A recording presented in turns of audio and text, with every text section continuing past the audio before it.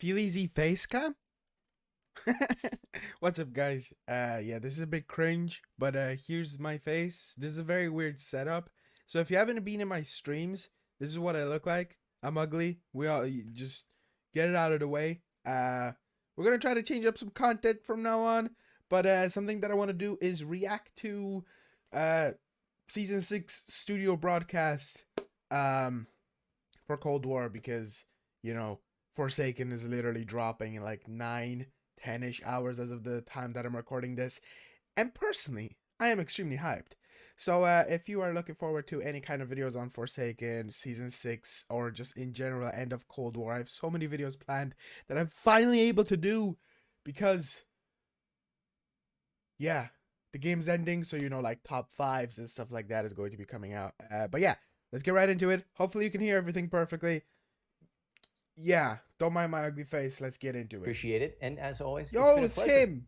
I know him. This guy. Now, let's dive into the conclusion of Black Ops Cold War Zombies with... Hey, by the way, this is a reaction. the upcoming launch of Forsaken, our newest round-based Zombies map. We're joined by members of the Zombies crew today to tell us everything we need to know about the climax of Cold War Zombies and hint at what's next. Gentlemen, welcome. Hi, John. Hi, John. Hi, John. Craig, let's kick it to you. Let's get into Season 6 narrative. What do we need to know? Go. Well. Season 5. Can we just appreciate that this man is amazing, and he literally is amazing. Was one of my favorites because I think the thing that's probably excited the community the most is learning a little bit more about our mysterious Requiem director and hearing some of the, shall I say, slightly traumatic experiences that he's put poor Maxis through. And all of this, as people have been speculating. Okay, I'm sorry about that. I changed my face cam, so we're watching over here, just so it doesn't block a lot of the view. Sorry for that cut. Let's get back into it. Unlock her Dark Ether powers. So throughout Black Ops Cold War Zombies, we've really been dealing with a new frontier in the Cold War, and we have Omega and Requiem, who are both fighting over resources and trying to understand exactly what the power of the Dark Ether could mean. Particularly recently, we've learned a little bit more about several characters. Zykov, sometimes referred to as the Lost Russian, who's the poor guy we saw in the original intro cinematic going into the cyclotron at Project End Station to try and seal the whole thing up. He's been there for a very long time, but also we have dealt with Omega and Requiem's plans and responses to a being known as the Forsaken. And as we move into Season 6 and our map Forsaken, we're going to learn a lot more about him, and we're going to learn a lot more about Requiem and Omega's plans for him. Forsaken takes place in a training facility that's been repurposed. So we know all this stuff already. The setup of the map itself is basically a loop, but as you move through the loop, you'll get your classic splitting paths. In certain sections, we've set it up so that players will kind of expand the space as they move through it. In addition to the doors that you'll expect to see in a zombies map, we've added teleporters, and the teleporters serve as the main connections between the spaces. I'm really a fan of this map. The type of storytelling that is in there just based on what it is really interesting, and I think that we've put the area to good use. Well, that's where the story takes us. Let's dive into gameplay. Kevin, if you want to maybe kick things off, we got a number of things to cover. Season 6 is pretty rich in terms of gameplay features, but maybe you kick things off with the new perk. Yeah, let's start off with PhD Slider. It's going to be one of my favorites. I think people are really going to enjoy it. At its heart, it's going to persistently just give you the ability to slide into zombies and make explosions. But as you upgrade it, you get all sorts of abilities. Explosive immunity is a huge one. That's going to really change up how people play in the late game. You'll have the ability to slide through environmental hazards and not take damage. At the tier 5 ability, it gives you that original flopper ability where you can fall from a great distance and trigger an explosion as well. Who would like to talk a little bit about the new perk machine? It's got that original flopper feel, but it's been improved to have this kind of awesome little visual indicator on it. I'm excited for people to see it. And we also have the death perception machine in this level as well, which I'm really happy about because Death Perception's jingle, I think, is actually my favorite. Players will be able to expect a new wonder weapon in season 6. Oh, show me more. What's in store? The Chrysalax is a really fun wonder weapon. Throughout the game's history, we've always done science-based wonder weapons. We've also had more kind of mystical wonder weapons, and this one definitely falls into the latter category. Built out of dark ether crystals and some other elements. This is a very mysterious weapon from the dark ether itself. What's that? It's really versatile. It has the melee mode, which is called the Chrysalax Savager. And that thing can just like move through. Whoa. Third person view. Is this theater mode? Where's our theater mode? What is that? What is that? Whoa. What is that? Entire swaths of zombies. It also. So was it like the? I thought it was like you could swap it. Oh, that looked wrong. Has the ability to throw an energy blade, and then you can keep it spinning in the air, and it'll just take out anything that touches it. With the touch of a button, you can switch it to the submachine gun mode, and it fires out these energy bullets. And they have a chance to cause a normal zombie to turn into a crystal bomb, and that thing will just detonate and take out a whole group. The other interesting thing is that it has a very symbiotic relationship between the modes. So using one mode will produce ammunition for the other mode. Mark, it sounds like the Chrysalax isn't the only weapon that players can expect this season. Sounds like there are a few more in the mix. Yeah, we've got a couple of new support weapons this time around. The first one is the Arc What was that XD. on the ground? This thing is basically like RCXD. Oh, look at that! But it's got a crystal on the back that pulses damage periodically. Oh, it functions as a monkey bomb strapped to the back of an RC car. So, you're driving this thing around the map. Zombies are following you. The pulse is throwing them off. You're, through skill trying to maneuver through them and keep the thing as alive as long as you want. It's just an awesome tool in the toolbox for the players. I love that thing.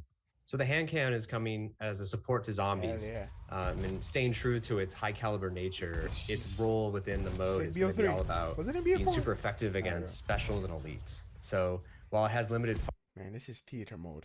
We never got theater mode. This is annoying me. Fire and higher skill to line up those shots. Those shots are going to deal massive damage. Zombie section is long. Like specials and bosses and elites.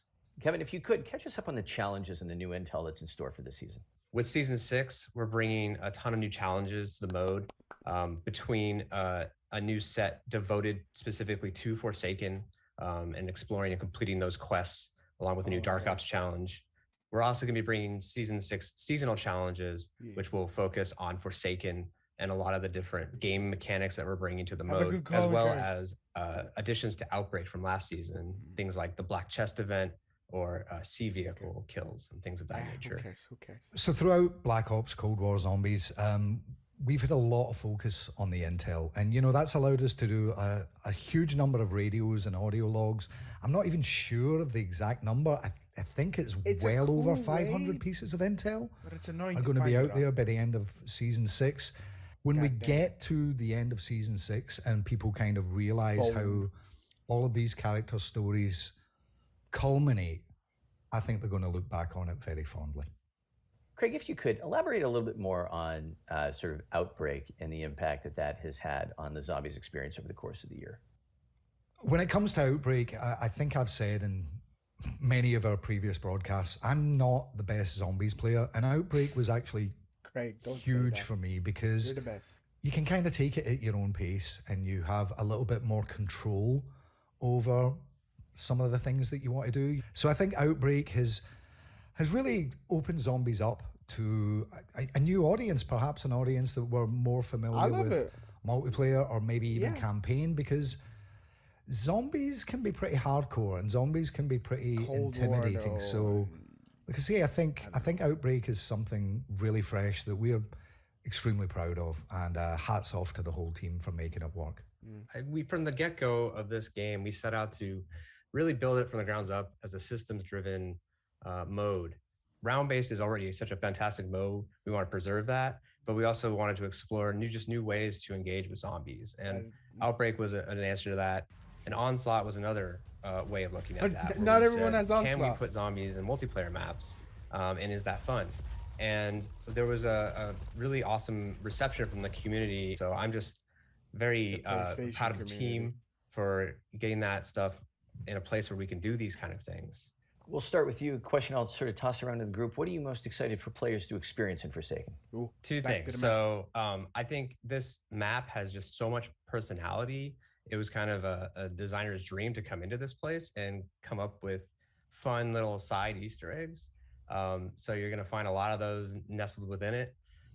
The other thing I'm really excited about is our last elite enemy, the Abomination, which is this massive three-headed giant that is super strong and scary. It has projectile laser attacks. It can charge at you.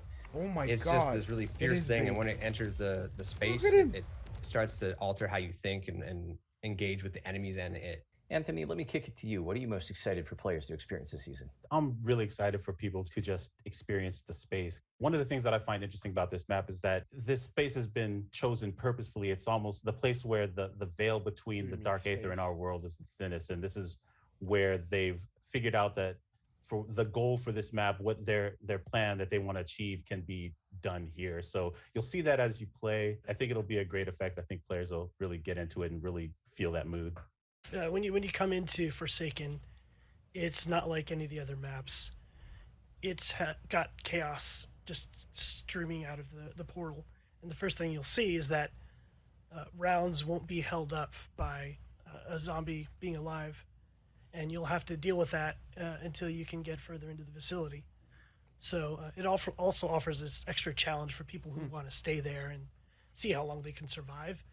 Interesting. It builds up really quickly. So it's like, wait. Craig, let me switch things up a little. Wait, so it's basically No Man's Land from Moon? Wait, what? Wait, let's re-listen to that.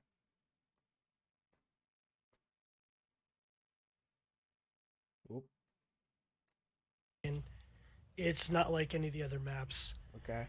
It's got chaos just streaming out of the chaos portal. confirmed. The first thing you'll see is that rounds won't be held up by a zombie being alive, and you'll have to deal with that until you can get further into the facility. So they just go on? So it also offers this extra challenge for people who want to stay there and see how long they can survive.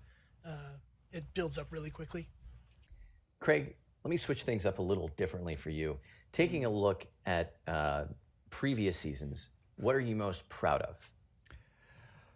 I'm really proud of the fact that in Forsaken, we kind of bring a lot of characters' story arcs and emotional arcs to a conclusion.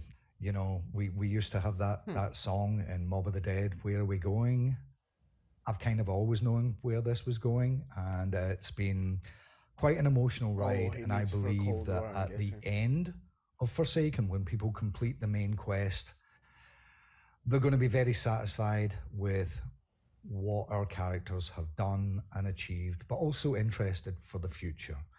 And when I speak of the future, the immediate future, actually, and I don't know how much I'm allowed to say about it, but we obviously have Vanguard coming up very shortly, which is going to also deal with the Dark Ether story. While Cold War dealt very much with the Nazis' science experiments, Vanguard Zombies is going to be delving into their occult experiments. Ooh, spooky. And that is probably a good place to end it today. Gentlemen, thank you very much for coming by. Appreciate it. Let's go. Thanks, We're John. going back to weird stuff. On that note, we called in a special guest from Sledgehammer Games to say hello. To chat about what we'll be showing in the near future, we are joined by Sam Lighthammer from Sledge. Sam, welcome. Is this zombies? Hi, I'm happy to be here. Any parting words, any parting thoughts as it pertains specifically to Vanguard Zombies? There's not a whole lot more. Okay. I sped it up a tiny bit because it was kind of boring. Zombies. Let's go. Vanguard Zombies. I can say that's revealing about zombies because we do have an event that will be coming soon. That's going to go deep into all that. But what I know I can say is that there's going to be some genre twists that may be unexpected that players can look forward to. Also, A little bird told me that Zombies fans may have already discovered a little intel in season 5 related to a demonologist in 1944. Very interesting, Sam. Interesting indeed. Show it to me. All right. Vanguard Zombies out on November 5th. Yeah. Now, there was a lot to take in there. Probably the coolest and most interesting is this, the Wonder Weapon. Let's slow this bad boy down real quick. Why did you swap quality? The quality's gone down. Let's quiet this down and try to look at this. The fire rate of this thing was pretty insane. And the map itself, like, what is that on the ground? That's the ammo. Okay. So, interesting. We saw the AC, ARC, whatever you want to call it, the Wonder Weapon gameplay. It looks pretty good. It looks pretty good. I think I'm going to be leaving it off here. So that's my reaction. A lot of stuff to be looking forward to in a few hours. I will try to pump out as many videos as I can with guides and stuff like that. And yeah, I don't know if I'm showing my face right now, but if I am, this is what I look like.